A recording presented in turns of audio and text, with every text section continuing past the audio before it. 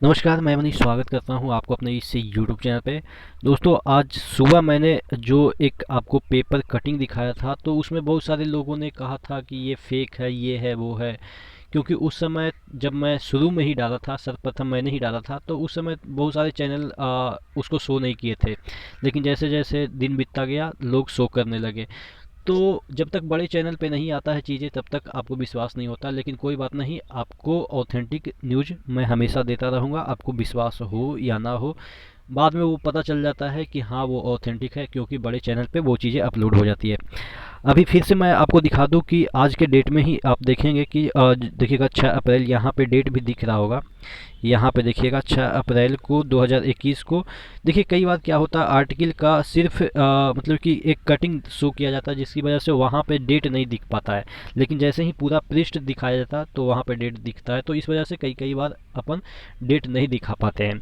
तो इसमें दे रखा है कि जो रेलवे के चेयरमैन है, आपके अध्यक्ष हैं, आप कह सकते हैं चेयरमैन या अध्यक्ष, अजमेर जोन के, उनका एक स्टेटमेंट आया है, और बहुत बड़ा स्टेटमेंट है। यहाँ पे देखेंगे कि एक बहुत बड़ा स्टेटमेंट है। उसमें क्या इन्होंने कहा है, किस तरफ ये इशारा कर रहे हैं, भविष्य के जो एग्ज़ाम होंगे उसमें क्या इफ़ेक्ट पड़ सकता है, ये तमाम चीज़ों पे हम डिस्कस करेंगे।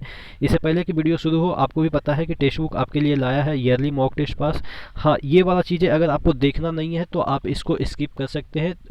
15 से 30 सेकंड का ही मैं इसको ऐड करता हूँ।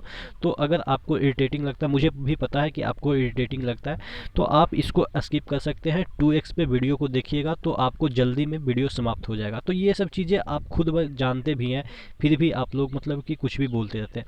भाई, आपको नहीं देखनी है तो उसका भी उपाय मुझे ही बतानी पड़ेगी क्या, कि इस वीडियो को आप स्किप करो, आगे से देखो, इतना मिनट से देखो।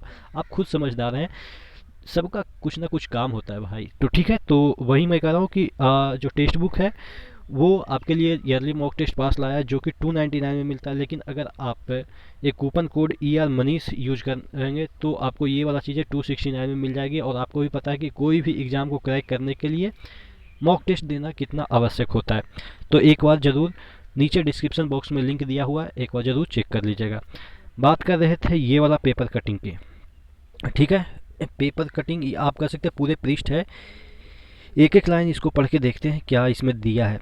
कोरोना ने बिगाड़ा 1,35,000 पद पर परीक्षा कार्यक्रम। ठीक है। अब देखिए, ये 1,35,000 पद पे जो परीक्षा कार्यक्रम है, जो अभी चल रहा है, उस पर भी इफेक्ट डालेगा, और आपके RSC ग्रुप डी के एग्ज़ाम होंगे उस पर भी इफेक्ट डालेगा। सबसे पहले ये वाला स्टेटमेंट देख लेते हैं जो चेयरमैन सर का है। इसमें इन्होंने कहा है, लिपिक वर्ग के, यहाँ पे देखिएगा थोड़ा सा ये है, लिपिक वर्ग की मुख्य परीक्षा और ग्रुप डी लिखित परीक्षा का कार्यक्रम फिलहाल तय नहीं है। कोरोना के नए हालातों और विभिन्न राज्यों में लॉकडाउन को देखते हुए परीक्षा कार्यक्रम पर असर पड़ सकता है। देखिए, ये किन का स्टेटमेंट है, ये KR चौधरी, रेलवे भर्ती बोर्ड अजमेर के जो चेयरमैन हैं, उनका ये स्टेटमेंट है। तो ये खुद कह रहे हैं कि असर पड़ सकता है। और पहले तो ये बोलते थे कि नहीं, हम एग्ज़ाम कंडक्ट करा लेंगे, ये वो कर रहे थे। जब मतलब कि एग्ज़ाम कंडक्ट करने के मूड में थे, तब तो इतना लेट हो गया।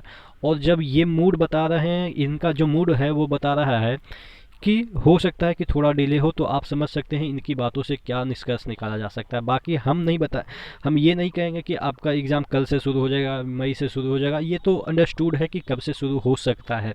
लेकिन यहाँ पे मैं बोल दूंगा कि मई से शुरू होगा, जून से शुरू होगा, तो आप मुझे ही गाली देने लगोगे। भाई, मेरा कोई भी इसमें रोल नहीं है। मैं एक छोटा सा आदमी हूँ, इवन आपसे भी छोटा आदमी हूँ। तो मेरे कहने का मतलब ये है कि जो ये RK चौधरी का जो स्टेटमेंट आया है, उससे आप खुद निष्कर्ष निकालिए कि क्या इसका मतलब हो सकता है। जो पेपर में कटिंग है उसी का अपन यहाँ पे विश्लेषण कर रहे हैं।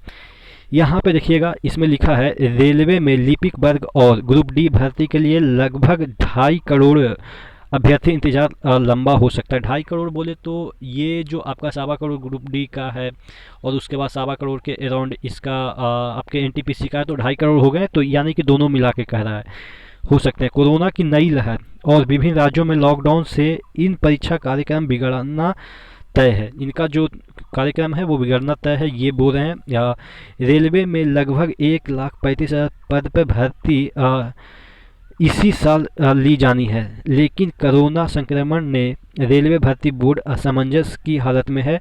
रेलवे में 35,000 लिपिक वर्ग की परीक्षा भर्ती के लिए प्रारंभिक लिखित परीक्षा पिछले 3 माह से चल रही है। जो आपका एनटीपीसी है उसी के बारे में दे रखा है कि पिछले 3 माह से चल रही है। इन परीक्षाओं का अंतिम चरण अप्रैल के अंत तक समाप्त हो जाएगा।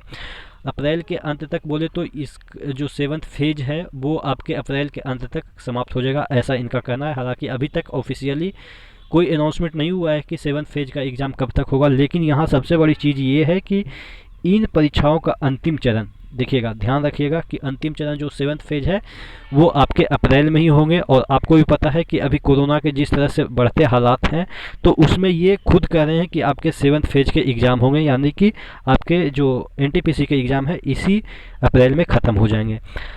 इसके बाद ग्रुप डी के 1 लाख पद यहाँ पे देखिएगा लिखित परीक्षा आयोजित की जानी है। पूरे देश में कोरोना की नई लहर और विभिन्न राज्यों में लॉकडाउन और परीक्षा सख्त गाइडलाइन की वजह से इस परीक्षा को आयोजित करने में काफ़ी समय लग सकता है। तो कहने का मतलब ये है कि ये आपका रेलवे के अजमेर जोन के जो चेयरमैन सर का स्टेटमेंट आया है कि इसमें डिले हो सकता है। कितना डिले हो सकता है ये अभी तक नहीं कंफर्म बताया गया है। हो सकता है कि 15 दिन डिले हो सकता है कि 7 दिन हो सकता है, लेकिन कुछ भी अभी निष्कर्ष निकालना मुश्किल है, क्योंकि बहुत सारे राज्य में मैं आपको बताऊं तो महाराष्ट्र, एमपी, बिहार और भी जो तमाम राज्य हैं जहां पे चुनाव नहीं हैं वहां पे लॉकडाउन की स्थितियां बनी हुई है और लॉकडाउन लगी भी है, और उड़ीसा वगैरह में सख्त गाइडलाइन है। तो कहने का मतलब ये है कि जो आपका CBT2 के बारे में भी इसमें कहा गया है कि उसका भी निर्धारित अभी समय नहीं है कि कब इसका शुरुआत हो सकता है। लेकिन इसमें एक चीज़ ये निष्कर्ष निकल के सामने आती है कि जो CBT2 एग्ज़ाम होगा आपके एनटीपीसी का, वो होगा आपके ग्रुप डी के बाद। तो आप अभी से जो CBT2 के लिए तैयारी करेंगे, बहुत सारे ऐसे लोग होंगे जिनका कि अच्छा नंबर आ रहा होगा, तो वो सोच रहे होंगे कि CBT2 जल्दी से निपट जाए। तो CBT2 में अभी बहुत समय है। कैसे? क्योंकि अभी भी आप जानते हैं कि ग्रुप डी को मिनिमम कराने में आप देख रहे हैं कि 3 महीने ले लिया, ये आपका 3 से 3.5 महीने ले लिया ये आपका एनटीपीसी। तो उतना ही समय मिनिमम तो लगेगा, ज़्यादा भी लग सकता है लेकिन मिनिमम उतना समय तो लगेगा। तो आप मान के चलो 3.5 महीना ग्रुप डी का, उसके बाद अभी ग्रुप डी स्टार्ट भी नहीं हुआ है।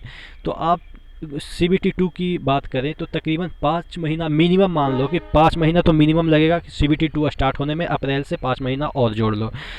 तो ये चीज़ें हैं। इस पेपर कटिंग से यही निष्कर्ष निकलता है कि थोड़ा सा हो सकता है डिमोटिवेटिंग चीज़ आपके लिए हो सकती है इस तरह के स्टेटमेंट रेलवे के चेयरमैन के द्वारा अगर आती है तो। लेकिन अच्छा मतलब कि आई होप कि जल्दी ही आपका एग्ज़ाम स्टार्ट हो जाए। मई में भरसक प्रयास होगा रेलवे की तरफ से कि दबाव अगर बनता है, जिस तरह से ट्विटर आंदोलन वगैरह बहुत सारी चीज़ें हुई, तो हो सकता है कि आपके जो एग्ज़ाम है वो मई तक शुरू हो सकते हैं। लेकिन कब होंगे ये डेफिनेटली किसी को नहीं पता है।